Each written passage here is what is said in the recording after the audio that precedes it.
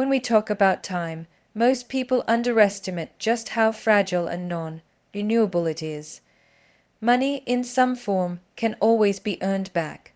Energy, with the right rest and nutrition, can be replenished, but time is the one resource that, once spent, is gone forever. And relationships, especially in today's culture, can become one of the greatest consumers of this irreplaceable resource.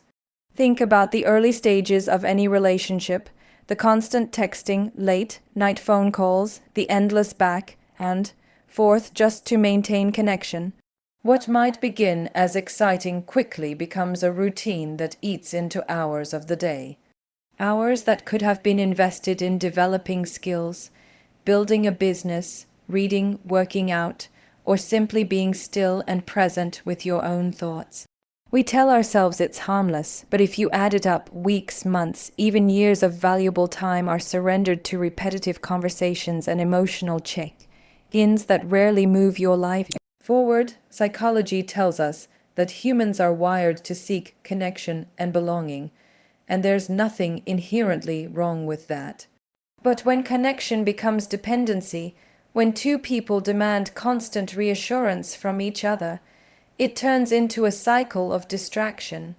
A man who was once disciplined about his schedule, who had a vision for his future, suddenly finds himself negotiating that vision around someone else's emotional needs. He is not deliberately wasting time. Rather, time is quietly slipping through his hands, disguised as love, commitment, or duty. Philosophers have often argued that the greatest wealth a man can have is mastery over his time. Marcus Aurelius reminded us to value yourself by how you spend your hours. Yet in modern relationships, time becomes fragmented. The man wakes up earlier not to pursue his mission but to answer texts. He cancels gym sessions to avoid conflict. He stays up late drained because someone on the other side of the phone demands emotional presence. The tragedy is not that he gives away these hours willingly. It is that he often doesn't realize the cost until much later. And let's not forget the social commitments attached to relationships. Birthdays, anniversaries, family dinners, weekend outings, all of these require planning, presence, and often obligation. While occasional socializing can be healthy, the sheer accumulation of events strips a man of solitude and focus. Imagine what could be built in those same hours if they were invested strategically, new skills mastered, businesses launched, inner clarity achieved. But instead, he is moving from one engagement to the next, mistaking busyness for meaning. There is also a psychological weight to this constant availability.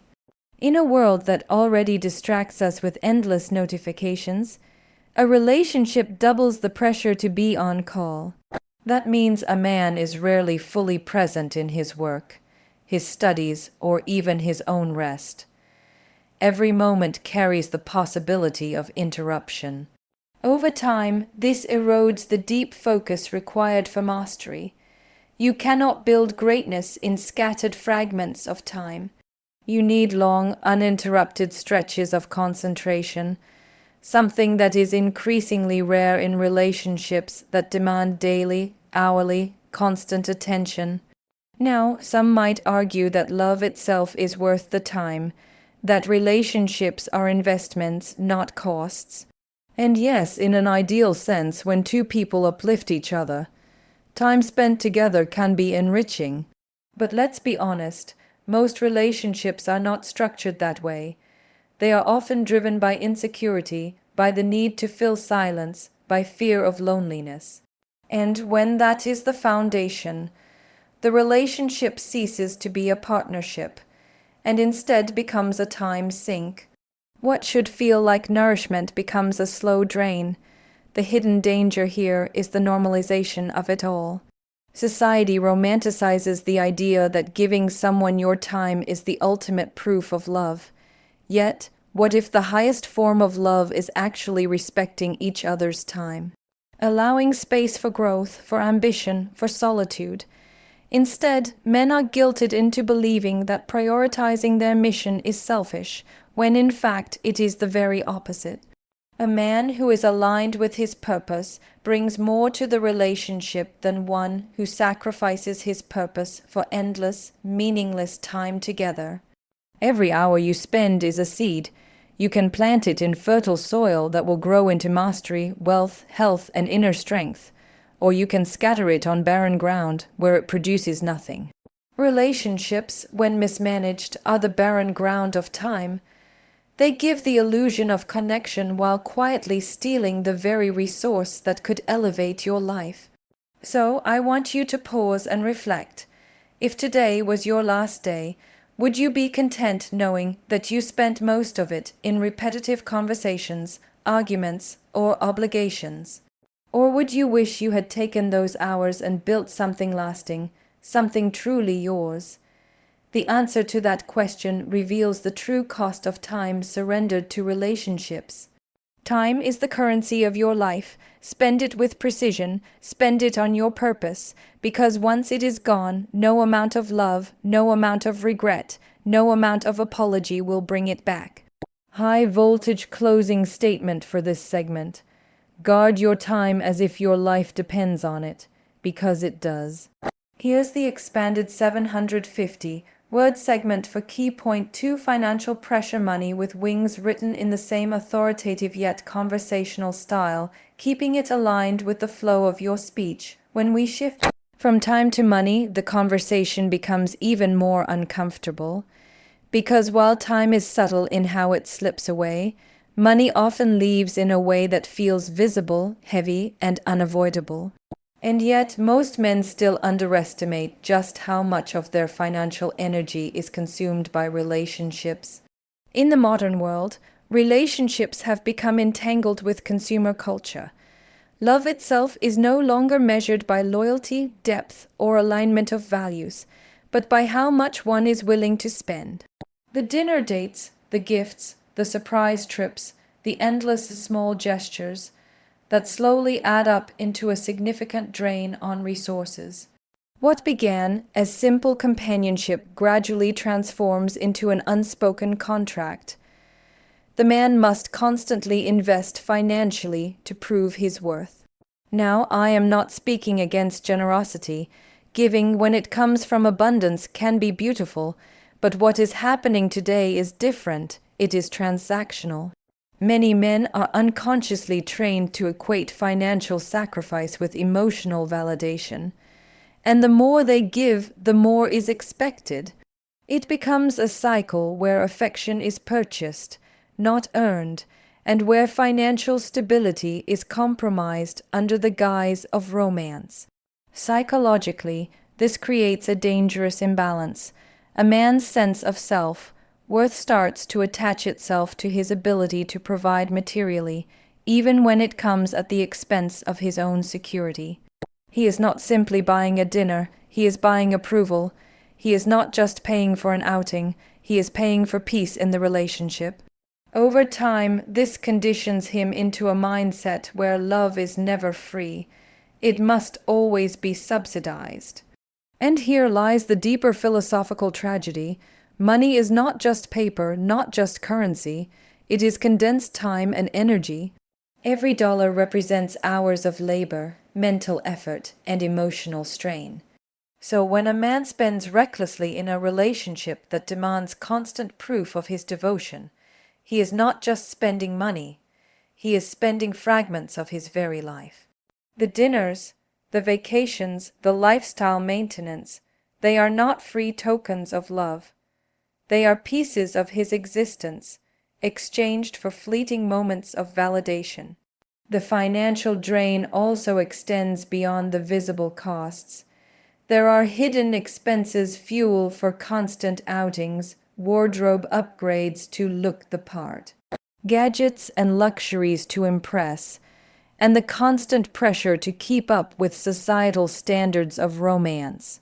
A man who could have been investing in property, education, or building capital for his own ventures instead finds himself trapped in consumer-driven cycles of spending, all in the name of maintaining a relationship. Consider the opportunity cost. Every 1,000 spent on proving love is 1,000 not invested in building independence. Every impulsive splurge for temporary approval delays the possibility of long-term freedom. And when we look at it from a generational perspective, the pattern becomes even more alarming. Men who drain themselves financially in relationships often find themselves unprepared for marriage, fatherhood, or even basic self-sufficiency. Their future becomes a hostage to their present spending. Society does not make this any easier. The cultural narrative reinforces the idea that a real man must spend. Songs, films, social media all push the same script. If you love her, you'll buy it. If you're committed, you'll pay for it. And the man who resists this conditioning is shamed as stingy, unromantic, or selfish. But the truth is, there is nothing romantic about sacrificing financial stability for temporary approval. There is nothing masculine about drowning in debt just to keep someone impressed. The wiser question to ask is, what is the relationship giving in return? Not just emotionally, but practically. Is there reciprocity, or is it one-sided consumption? Because a true partnership should multiply resources, not drain them. If one partner invests time, money, and energy, while the other only consumes, what you have is not love. It is exploitation dressed as affection. Men must learn to separate genuine generosity from financial dependency. Generosity empowers both people, dependency enslaves one. When giving is mutual, it creates balance. But when one gives endlessly while the other only takes, it becomes unsustainable. And the man who fails to recognize this soon finds himself not just broke financially, but broken in spirit. Money carries not only economic value, but also psychological freedom. The man who guards his finances guards his independence. He can walk away from toxic relationships, pursue his purpose without compromise, and build a life aligned with his values. The man who allows financial drain, on the other hand, becomes trapped not because he lacks love, but because he lacks the resources to act on it authentically. So let's reframe the narrative. Love does not need to be proven through material sacrifice. The highest form of love is built on presence, alignment, and shared vision. If money is required at every turn to sustain it, then it is not love. It is a contract, one that will eventually bankrupt the man emotionally, spiritually, and financially. We must recognize that money is not just about survival, it is about sovereignty. It is about having the freedom to say no, the freedom to choose, and the freedom to live on your own terms. And if a relationship constantly threatens that sovereignty, then no matter how romantic it looks on the outside, it is fundamentally destructive. High voltage closing statement for this segment. Do not spend your financial future buying temporary affection. Invest it in building the freedom to live and love on your own terms. Here's the expanded 750 word segment for key point 3: emotional and mental energy drain brain, written in the same voice and flow, so it naturally aligns with the rest of your speech. If time is the most precious resource and money is the most visible, then energy, emotional and mental energy, is the most underestimated. A man may have time in his hands, and he may even have money in his account. But if his mind is scattered, if his emotions are depleted, then neither his time nor his wealth can be used effectively. And relationships, more than almost anything else, have the power to exhaust this inner reservoir. Think about what it means to carry someone else's emotions every single day. To wake up and immediately be met with their moods, their insecurities, their expectations. At first, it may feel like intimacy, but over time it becomes a subtle form of weight. A man who is constantly managing another person's emotional state is like a worker lifting heavy stones each morning. He may be strong enough to do it, but eventually the strain begins to show. Psychologically, the mind requires clarity to perform at its peak. It needs space for stillness, for focus, for the kind of concentration that leads to breakthroughs in work, creativity, and personal growth. But in relationships where conflict, jealousy, or insecurity dominate, that mental clarity is continuously disrupted. Arguments don't just end when the words stop. They replay in the mind hours later. A single fight can linger for days, robbing him of the focus he needs for his goals. And this is where most men underestimate the cost. They think only in terms of the time lost during the argument itself. But the true cost is the residue, the after-effects that stick like fog on the mind. You sit down to work, but you can't focus. You go to the gym, but your energy is low. You try to plan for the future, but your thoughts are hijacked by emotional noise. In this way, relationships that demand constant emotional labor drain far more than a few hours. They drain the very vitality that makes those hours useful. Philosophically, this raises a deeper question. What is a man's mind for? Is it merely a tool for maintaining harmony with another person, or is it the sacred ground upon which he builds his vision, his purpose, his very reason for existence? When the mind is reduced to firefighting constant emotional conflicts, it loses its higher function. The energy that could have been used for creation is wasted on crisis management.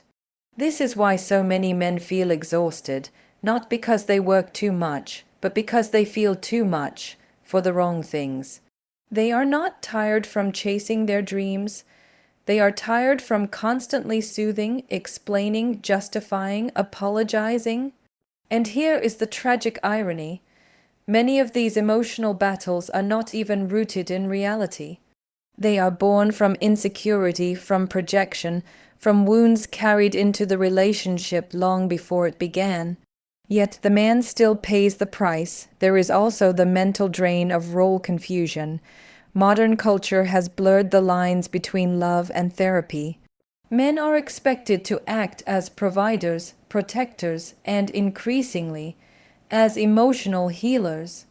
While support and empathy are important in any partnership, when a man is turned into a constant therapist, his energy becomes misallocated. He spends his strength fixing wounds that are not his to fix, all while neglecting his own.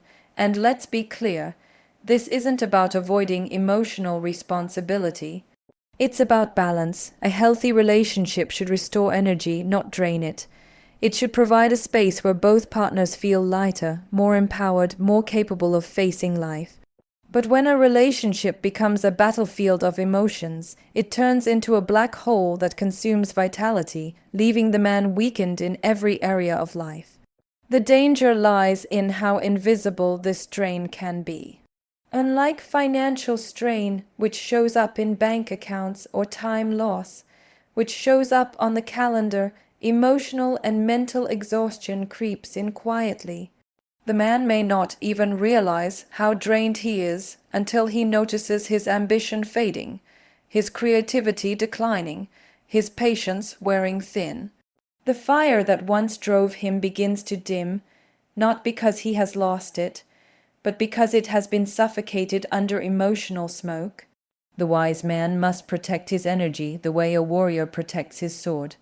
Without it, every battle is lost before it begins. Guarding emotional and mental energy means setting boundaries, choosing partners wisely, and refusing to engage in cycles of conflict that serve no higher purpose. It means recognizing that peace of mind is not negotiable. It is the foundation upon which all greatness is built.